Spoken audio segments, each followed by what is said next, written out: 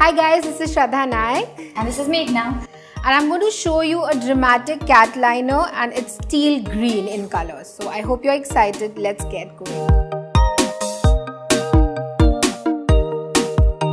So the first thing that you do is prep the eyes. She's already used her eye primer on her eyes and used a concealer, powdered it, sealed it with powder.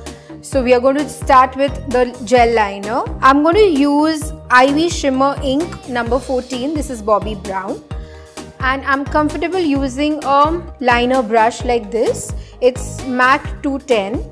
You can also use an angular brush, whatever suits you.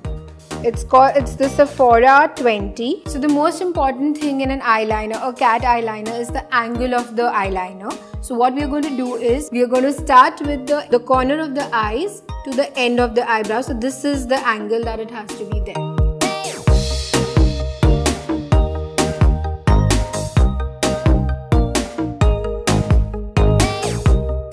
So we are going to replicate the same thing on the other eye.